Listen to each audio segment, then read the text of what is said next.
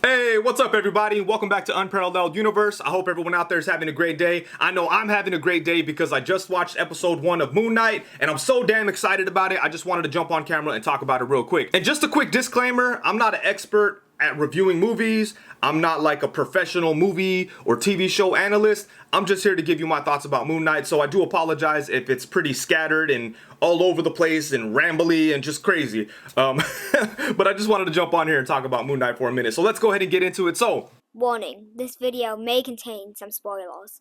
I've got to say, Oscar Isaac is freaking amazing. I'm fully aware of what he's capable of as an actor. I've been a big fan of his for a very long time. But man, he is killing it in here. I love that Mark and Stephen Grant feel so different from each other. It's almost like it's two different actors portraying the two different characters. So that's huge credit to Oscar Isaac. He's killing it. I knew he was perfect for Moon Knight as soon as they revealed that he was going to be playing Moon Knight. I thought that was an amazing choice, and I'm happy to see that for the first episode, it looks like it's going to pay off, and he's going to kill it. Episode 1 is off to an amazing start. I really love the fact that they played into the mental disorders that Moon Knight has. And I also really like that the narrative starts with following Stephen Grant as opposed to Mark Spector. Obviously, Mark Spector is the main alias of Moon Knight, but Stephen Grant is a very prominent personality that Moon Knight uses a lot of times in the comics too. So I like that they're following Stephen Grant and not Mark Spector. But Mark Spector he flashes up in the episode, you know, he's almost like a ghost Spectre. He's almost like a Spectre haunting Stephen Grant, right? He pops up at like the most random times. He's like talking to him just like the god Konshu is, you know? I really like the way that they're introducing the multiple personalities of Moon Knight. And one thing I gotta say about Stephen Grant is he does feel very different from the way he is in the comics. In the comics, Stephen Grant is like the rich billionaire. He's very much like Bruce Wayne. And I like that they're going a different route with it. You know, he's definitely not a confident billionaire. He's just like a lowly gift shop store clerk or whatever.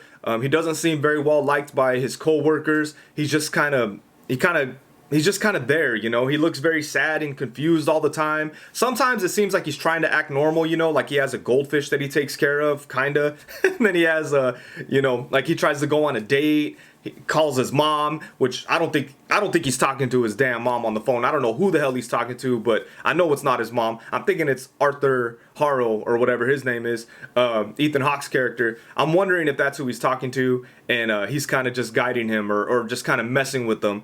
But yeah, I like that Stephen Grant just tries to act like a normal guy. And you know, I can appreciate that it's a little bit different from the comics because with Moon Knight, it seems like every volume of Moon Knight is very different from the previous volume of Moon Knight when it comes to the comic books. Like the canon isn't as consistent when it comes to Moon Knight, and a big reason why is because a lot of times they use his mental disorders as a way to get around previous things in the story which may get in the way of the current story that they're telling, you know? So they just go, oh, he was crazy. Whatever he's talking about in the past, that didn't happen. That was just one of his personalities having some type of episode or that type of thing. Not exactly like that, but, you know, similar to that. And with the show, I was kind of watching it, and even though I wasn't like, you know, even though I was, oh, Stephen Grant's a little bit different, I was completely okay with it. I didn't go like, oh, they're ruining the comic book character. I was just like, oh, crazy Moon Knight doing crazy shit again, you know? That's kind of my approach to it. But I was okay with the inaccuracies compared to the comic book because the Moon Knight comic books are so chaotic and crazy.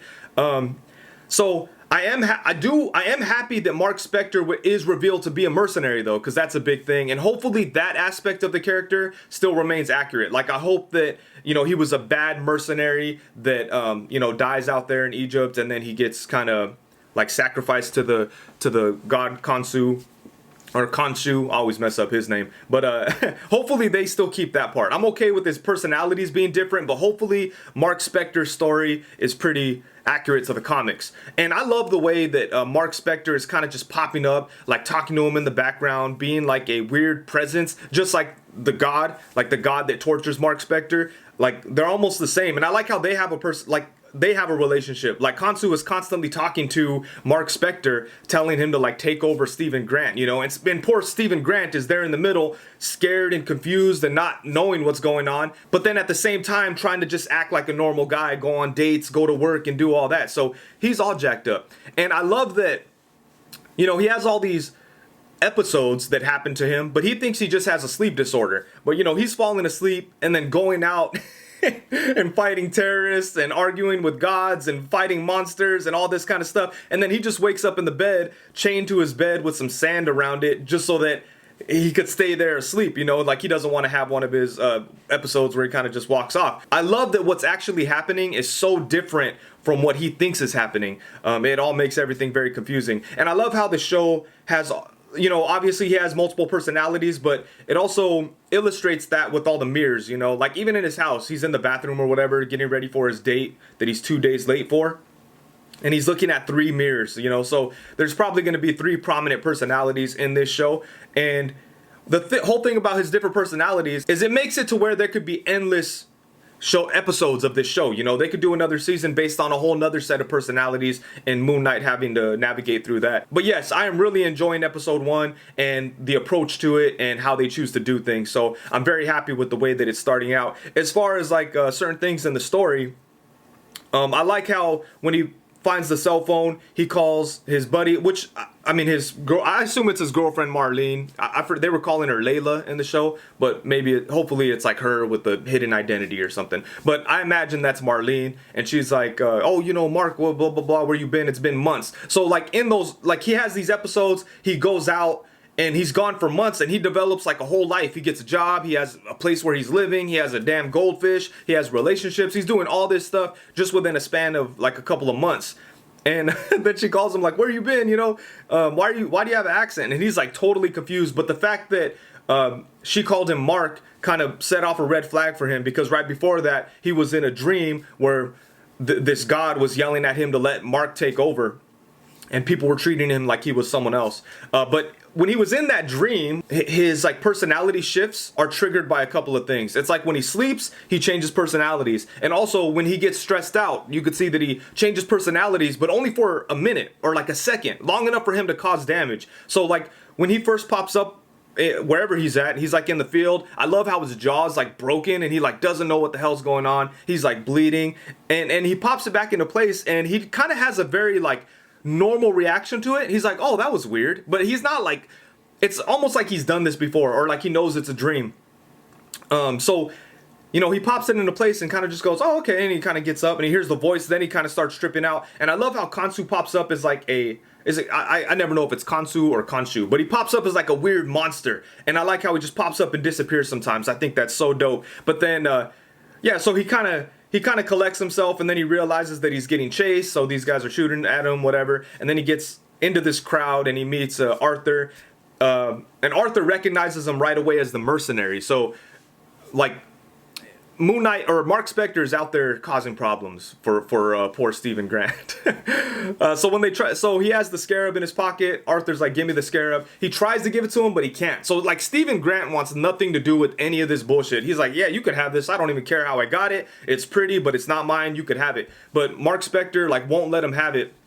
And then when he finally gets some pressure put on him and he has to switch into Mark Spector, it seems like he switches to Mark Spector for like a minute and kills 5 or 6 guys. I love that Mark Spector is a capable combatant and like a formidable force. Like he's out there doing his thing. Soon he changes for 5 minutes, kills people. He jumps into that cupcake van he's driving. He's being choked out and a gun's being pointed at him. 2 seconds later, all those people are dead.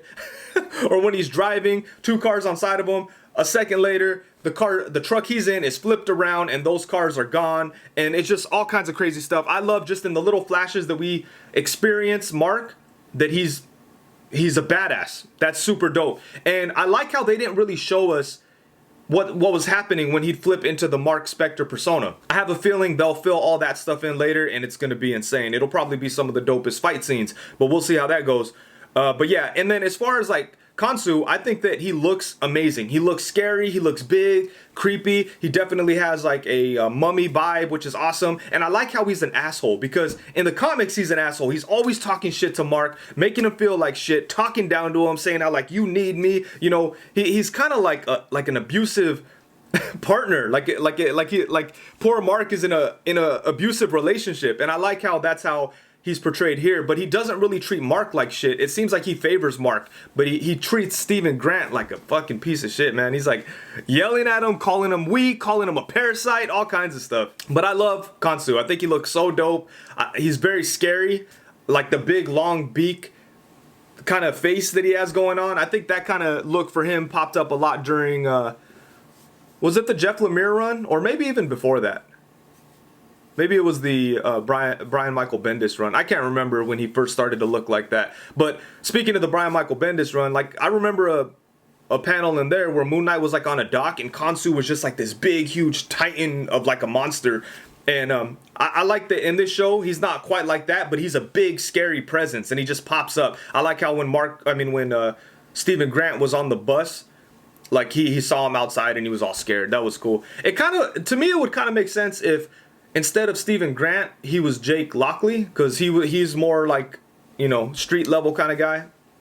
But I don't know. I'm fine with however they're doing it as far as the personalities go. And then in the final part of the show, Arthur kind of confronts Moon Knight and he's like, you know, trying to explain to him like that he wants the Scarab and Amit and avatars and all that stuff. I like how Steven was like, I think I've called him Steve this whole time. I know he likes to go by Steven. So Steven was like, Avatar? Oh yeah, the blue people love that movie. And then he's like, Arthur's like, no. He's like, oh, the anime. Okay, yeah, I like that one. He's like, stop it. He like gets frustrated, like he's dealing with like a crazy person. He's like, stop it. And then I like how Arthur has all these people planted at Steven's work, you know. So like he tries to go to people he knows for help, and they're like, no, we're part of this squad right here, the Gator squad. And then like you know, he kind of gets scared and runs off. And then finally, Arthur sicks one of his jackals, I think it's a jackal, on him. And at first, when I saw this monster in the trailer, I thought that was somehow going to be the werewolf by night. But it turns out that it's one of Arthur's jackals, which is cool. Hopefully, they find a way to bring in werewolf by night. Maybe like in another season. It'd be cool if they did a season that ended up like around Halloween and Moon Knight fights a damn werewolf. How awesome would that be? Oh man, I'd be fucking, that would be cool. But yeah, anyways, back to this. So Moon Knight is getting chased by this jackal thing. And, you know, obviously he's terrified. It's this big monster chasing him. You know, he's horrified. He doesn't know what the hell to do. He's just running. Like, he threw the backpack. He's like, here, take the backpack. The monster still chases him. Ends up with him in a bathroom.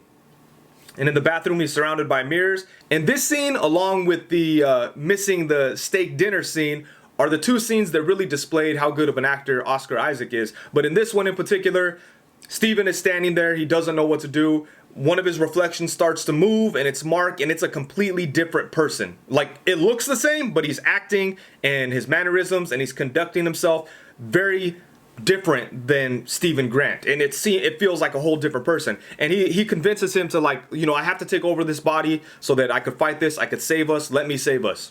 We're not going to die. We'll be okay.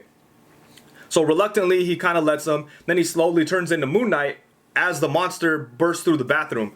And, the Moon Knight costume change, I think is pretty cool. It kind of reminds me of Spawn. But I also like the idea of Moon Knight kind of making his own costume and just having this white costume that he chose to be white so enemies could see him and all that. But I'm okay with this Mystic Mummy costume. I like the way the costume looks a lot because it reminds me of Earth X Moon Knight. And any Earth X love is appreciated and welcome. We need more of that. So that's dope. He changes into Moon Knight and it's very much like Spawn.